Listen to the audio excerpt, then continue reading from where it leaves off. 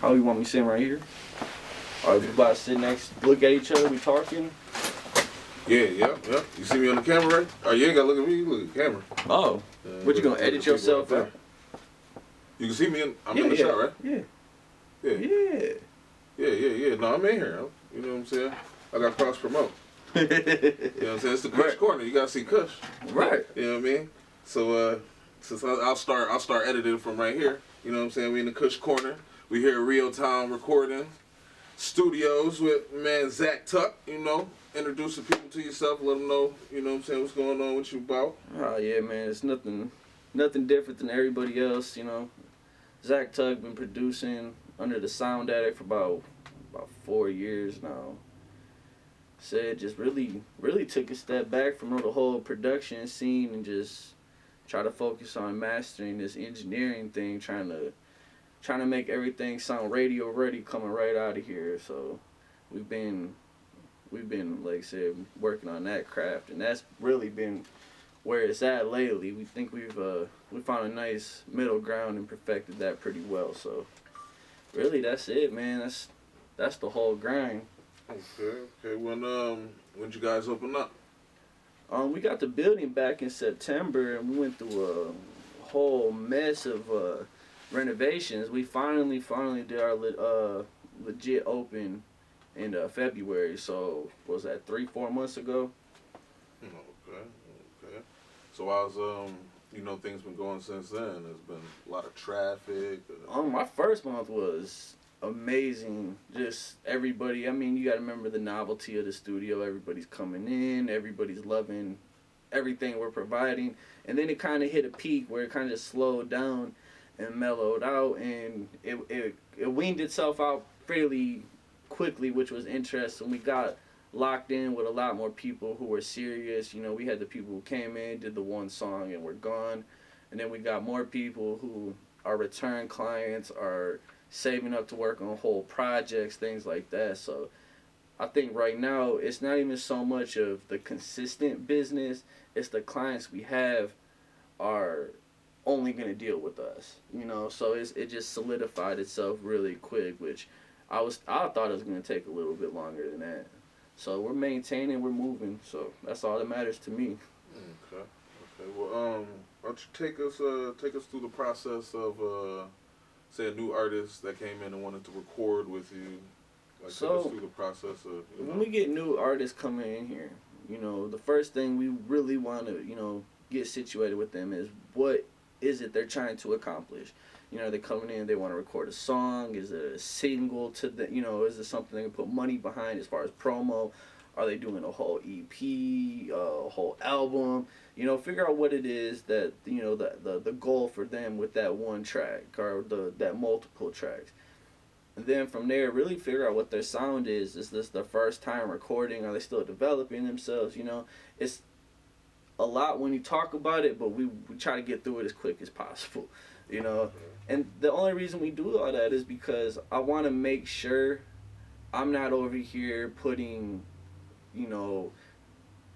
putting different effort into different songs that, you know, this was going to be the first single. So we know we need to mix that first, get that all solidified, get that, you know, in stone and ready to go first. But if they don't tell me that ahead of time, then I might put all my time into track 3 and we need to be focused on track 5, you know? Right. Another thing too is like if they're new artists, you know, they haven't recorded, this is something like they're just getting into, then I definitely want to get an idea of, you know, I usually tell them book an hour. Let's just see where you're at as far as recording. Can you get through a whole song? Are you one of those people that have to punch a lot of times, you know? And just kind of feel out their recording style. You know, everybody records different. Everybody wants, you know, they might do dubs, ad-libs. People call them different names, you know? So it's really just figuring out where somebody is at. And then from there, obviously, you work out pricing as far as the whole project goes. If they need other things, we also do cover artwork. We got connections if people need video work. You know, if they need CDs pressed up, just if they want to do the whole project, we either can do it here, we have someone who can do it for us, or point them in the right direction to get it done the right way. So like I said, it's really just it's feeling out the person in the in their entirety. If they're gonna need even if they need session musicians, so that they want a guitar player on a track, or they think a saxophone would sound dope, or whatever it is, they want live drums. We got all those things on hand, or we have people that we can contact. So really, it's just we want to make sure they get everything they want done for it. Most time people come in and it's just like, let me just put this one verse on this track real quick, and and it's just like, no, let's perfect what we're doing. This is music you're putting out to people. You want to make sure you did it right. So really just get that all square. Right. So it's more of towards artist development than the typical studio that you might go to. Yeah, in as far as like you go to other studios in town, and it's you go in there, you hand them the track, you record. We still do that type, but we also want to make sure that you're returning. So the best way to get a client to return is just to is to build repertoire with them. You want to sit down with them. You want to get to know them on a more personal level, so then they're comfortable with you and their music. Some people, like you go to a studio and there's a bunch of other people there in the room. That makes people uncomfortable, especially first time artists.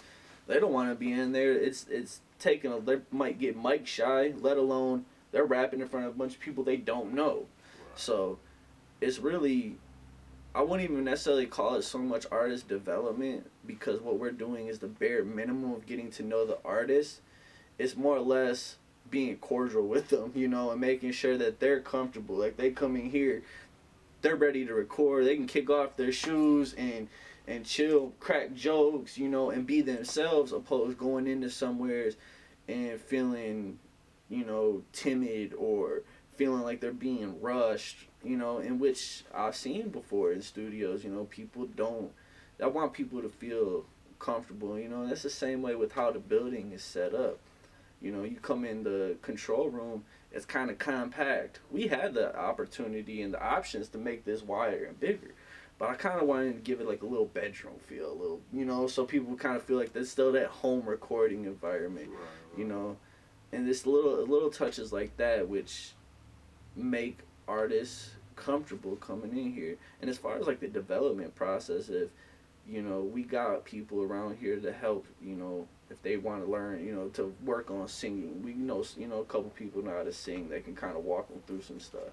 So we do have the ability to develop, their craft. But like I said, for the most part, it's really just making sure everybody is as comfortable as possible. Okay. Well, what do you use to record with? I know everybody, is accustomed to Pro Tools. Well, the dope thing is, I've been noticing a lot is you go to different studios and everybody's using something different to record with. You go to some studios, they got Cubase or New Window. You go some, Pro Tools. We use Studio One here. I'm a huge fan of Studio One. It's extremely streamlined as far as being able to navigate quick, and do what we like. So, for as preference, I'm went to school for Pro Tools. I'm trained in Pro Tools. If I needed to switch to it, I wouldn't have any problem making that transition again. But Studio One is where it's at for me. And then for like all our production, we use FL Studio. And then we transfer everything back over to Studio One to do all our mixing for beats. I don't do any mixing in FL Studio anymore.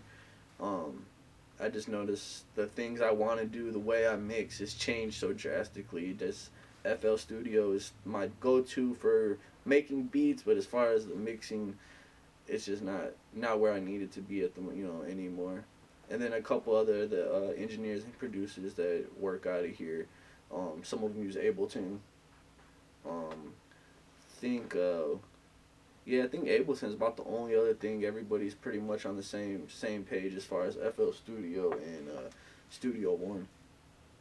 And then as far as like gear goes, we pride ourselves in, the couple microphones we use. Everybody everybody doesn't realize, like, your microphone means so much when it comes to the recording process. So we have the Audio Technica 4060, which is a valve tube condenser, which so it actually has a tube in it to give it a more analog warmth that you used to, you hear on older records. We have a Charter Oaks, which is basically the same thing. It's another tube mic. Definitely, they both draw in different sounds. If I'm recording a singer, I might not use the Audio Technica. I'll use the Charter Oaks, and it's little touches like that that go back to what we were talking about as far as like the getting to know an artist, because I'm even that determines what microphone we're gonna use. Right. So we might have to go in and use I got a S50 55 right here by Shure that we use, I've used on vocals before just because it worked better, so microphones. And then like for our interface, we have a Focusrite, so we're able to the Pro 40 with the Octapre, so we're able to plug up 16 inputs at once. So like I said, if someone came in here and wanted a drummer and mic up every piece of that drum set, we got more than enough inputs and microphones to cover it. So like I said, getting to know the artist, getting to know what they want to do, and being able to provide it instead of just asking a bunch of questions and like, oh, well, we can see if we can work that out. Like, no, we can make it happen. Right.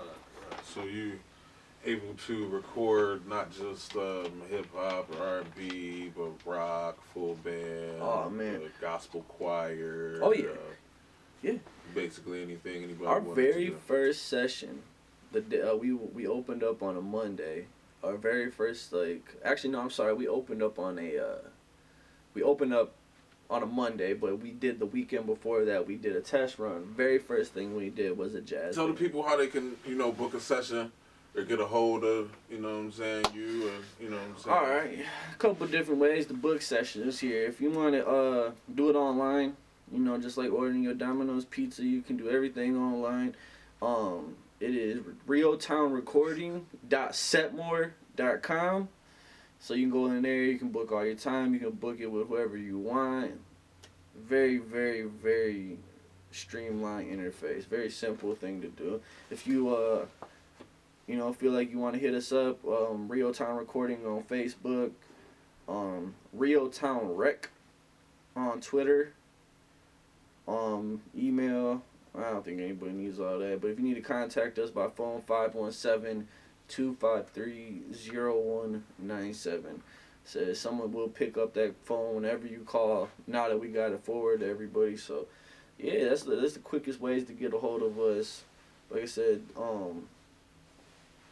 with the Setmore, you book the time, it locks right in, you're guaranteed. And if you message us on Facebook, there's a slim chance that it doesn't notify us or anything. That's Facebook Messenger is a pain. So, but yeah, man, just get in touch. We're taking anybody we can right now.